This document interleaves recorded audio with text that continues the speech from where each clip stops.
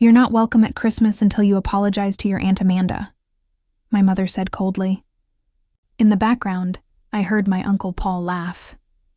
"She'll cave like always." What they didn't know was that I had been their secret Santa for 6 years, spending tens of thousands of dollars on gifts they thought came from each other. This Christmas, when they gathered around that tree expecting magic, they found only empty boxes and the truth that would destroy their holiday forever.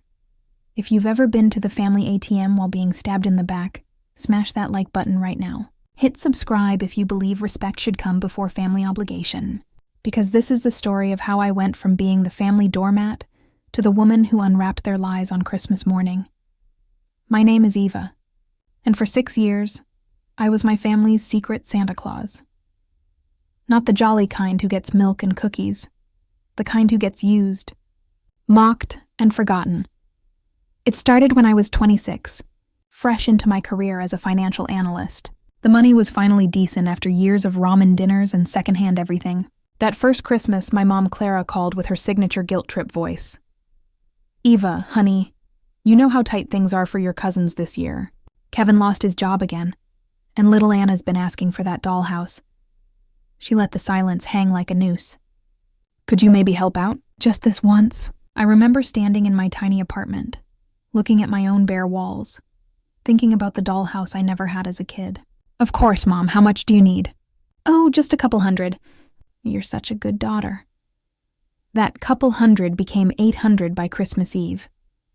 I bought Anna's dollhouse, Kevin's son Joshua a bike, and threw in extra gifts so no one felt left out. Watching Anna's face light up when she saw that dollhouse made every maxed-out credit card worth it. But here's the thing about being generous in a family of takers. They don't see kindness. They see weakness. The next year, Clara called earlier, November this time. "Ava, you were so wonderful last year. The kids are still talking about Christmas. Could you work your magic again?" Your magic? As if I were some fairy godmother instead of their daughter bleeding money for their happiness.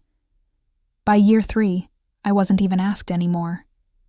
Clara would text me Amazon links for little Marie's birthday, and Joshua needs school clothes. Oh, and Amanda's been eyeing this purse. I became the family's secret funding source, the invisible hand that made their celebrations possible. Every holiday, every birthday, every special occasion somehow became my financial responsibility. They'd pose for Facebook photos with their arms around gifts I'd bought, captioning them, "So blessed by family generosity." Not one thank you, not one acknowledgement. In fact, at family dinners, they'd joke about how Eva's too focused on work and probably doesn't understand the joy of giving. I understood it perfectly. I was giving everything while they were taking credit. By year 6, I was spending nearly $15,000 annually on a family who treated me like an inconvenient obligation. I'd show up to holidays exhausted from extra shifts, only to watch them unwrap my gifts and thank each other. The worst part? I kept doing it. I kept thinking that maybe this time someone would notice. Maybe this time, I'd feel like I belonged instead of like the hired help. But belonging was never the plan. I was just a wallet with legs. Last November, our family group chat exploded with Christmas planning. Aunt Amanda was hosting this year at her new house, the down payment for which, incidentally, came from a loan from me that was never mentioned again. The messages flew fast and excited. Clara, "Can't wait to see everyone." "The kids are so excited." Paul, "I'll bring the wine." "The good stuff this year." Amanda, "Going all out with decorations. This will be our best Christmas yet." I typed, "What should I bring?" The chat went silent. Then my phone rang. "Eva." Clara's voice was ice cold. "We need to talk." My stomach dropped. "What's wrong?" "It's about Thanksgiving. What you did to Amanda, the Thanksgiving incident." Right. I'd asked Amanda privately why she needed to borrow $300 for groceries when she'd spent the entire dinner bragging about her casino winnings from the weekend. She'd burst into tears and locked herself in the bathroom for an hour. "Mom, I just asked a question. You embarrassed her in front of everyone. You made her feel terrible about having a little fun after working so hard all year." Working hard? Amanda hadn't held a job longer than 6 months in the past decade. "You're not welcome at Christmas," Clara continued, her words landing like physical blows. "Not until you apologize to Amanda. A real apology. not one of your half-hearted ones. In the background, I heard Paul's booming laugh. If she wants Christmas dinner, she knows what she needs to do. Then Stephen's voice, my own cousin. She'll cave like always. Eva loves playing the victim. Playing the victim. The woman who'd funded their lives for 6 years was playing the victim. I hung up without another word. That night, I sat in my apartment staring at my phone, waiting for someone, anyone, to text me privately. To say this was crazy, that I belonged there, that 6 years of love and generosity meant something. My phone stayed silent. I couldn't sleep.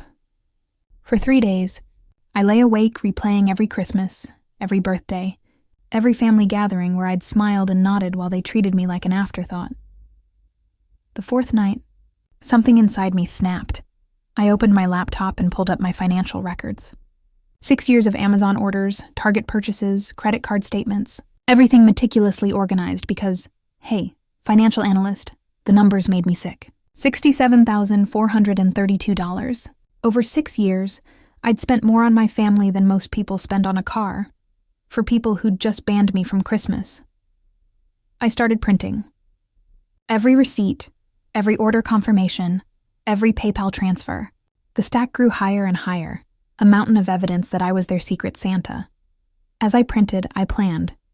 You see, they didn't just expect gifts, they expected specific gifts. The expensive ones. Joshua's PlayStation, Anna's art supplies, Marie's designer clothes, Kevin's tools, Amanda's jewelry, Paul's whiskey collection. The gifts that made Christmas special, all ordered on my accounts, all with my payment methods, all cancelable. I grabbed my phone and started canceling. Order after order, purchase after purchase. 6 years of Christmas magic, deleted with each click.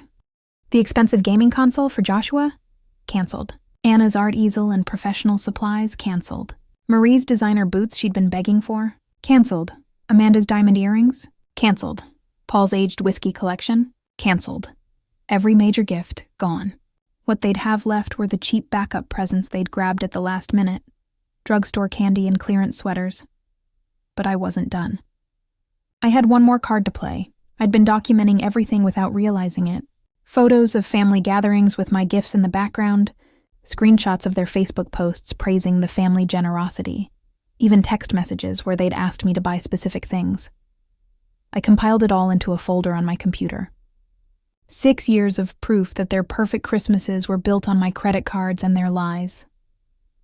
As I worked through the night, I felt something I hadn't experienced in years. Power. For once, I wasn't the one being used. I was the one making the rules. Christmas was 12 days away. 12 days for them to realize that Santa was real, and she was done with their bullshit. Christmas Eve, my phone buzzed constantly with photos from their celebration. The tree, the decorations, the family gathered in matching pajamas I'd bought 2 years ago. Everyone looked so happy, so expectant. I wasn't there. But then again, neither were their gifts. Christmas morning arrived gray and cold. I made myself coffee and settled in to wait. I knew it wouldn't take long. 4:47 a.m. The first text from Clara. Eva, did you order Joshua's PlayStation? It never arrived. 5:02 a.m. Amanda. The jewelry I ordered isn't here either. Did you use a different delivery service? I almost laughed. They still thought their gifts came from each other. 15 a.m. Kevin. Half our gifts are missing. This is a disaster. Then silence. I could picture them around that tree, staring at a handful of cheap presents, trying to figure out where Christmas had gone. My phone rang. Clara, of course, Eva.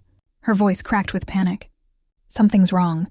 All the good gifts are missing. Did you do something? I don't know what you mean, Mom. I wasn't invited, remember? Don't play games with me. If you canceled orders out of spite, what orders? I asked innocently. The ones you placed? The ones Amanda placed? I'm confused about why you're calling me about your missing gifts. The silence stretched long enough for me to hear crying children in the background.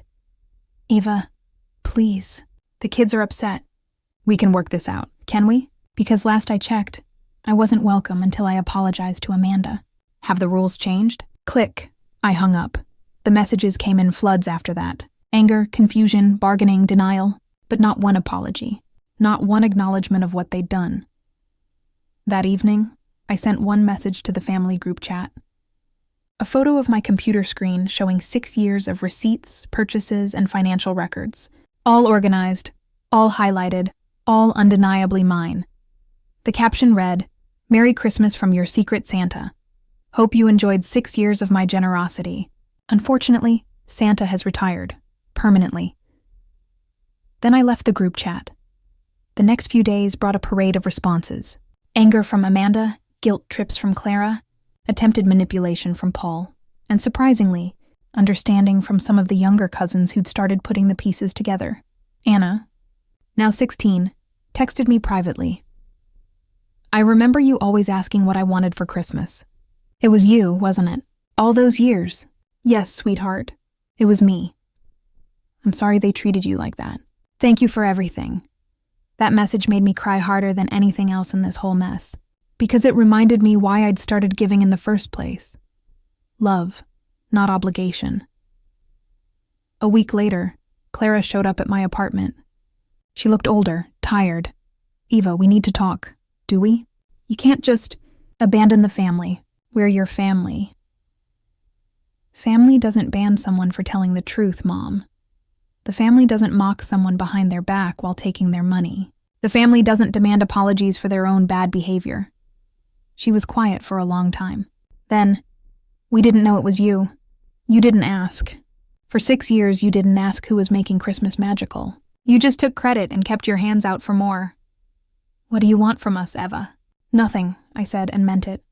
"I want absolutely nothing from any of you anymore." She left without another word.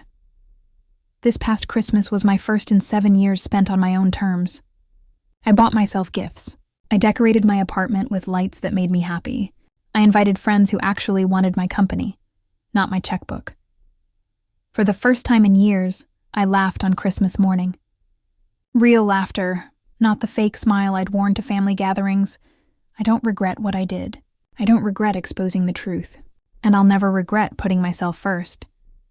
Because here's what I learned. Love without respect isn't love. It's exploitation wrapped in holiday ribbon. Sometimes the greatest gift you can give yourself is freedom. From manipulation, from obligation, from people who mistake your kindness for stupidity. Have you ever been to the family ATM?